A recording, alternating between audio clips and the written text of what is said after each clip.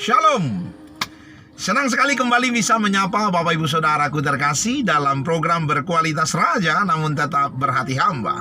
Saya percaya hari ini sukacita Tuhan berlimpah atas hidupmu karena Tuhan Yesus selalu baik bagi kita. Baik, saudaraku terkasih, hari ini saya mau bagi satu firman Tuhan buat kita yang saya ambil dari Mazmur pasal yang ke-23. Judulnya Tuhan Gembalaku yang baik. Ayat 1 firman Tuhan berkata, Mazmur Daud, Tuhan adalah gembalaku, takkan kekurangan aku.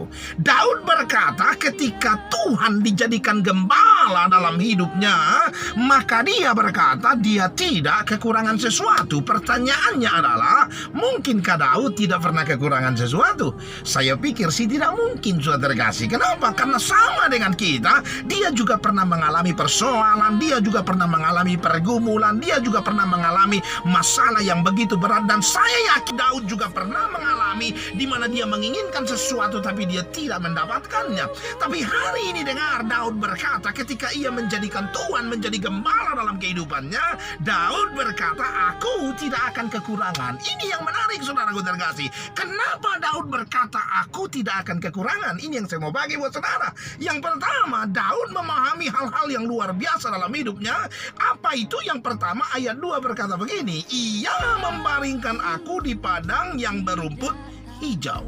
Kenapa Daud berkata Tuhan adalah gembalaku, takkan kekurangan aku? Karena Daud meyakini kalau Tuhan itu adalah gembala baginya, maka Tuhan akan membaringkannya di atas rumput yang hijau.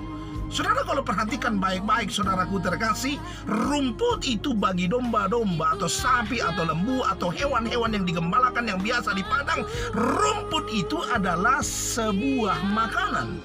Rumput itu bukan tempat berbaring, rumput itu bukan tempat tidur, rumput itu adalah makanan yang mengenyangkan perut mereka. Tapi hari ini dengar firman Tuhan berkata, ketika Tuhan dijadikan Daud menjadi gembala dalam kehidupannya, Tuhan bukan hanya memberi dia makanan, tapi firman Tuhan berkata, Daud berkata, Tuhan membaringkannya di atas banyak makanan. Ini pemahaman yang begitu luar biasa, keyakinan dan kepercayaan yang begitu dahsyat yang membuat Daud merasa tidak akan pernah kekurangan ketika dia tahu Tuhan menjadi gembala dalam kehidupannya.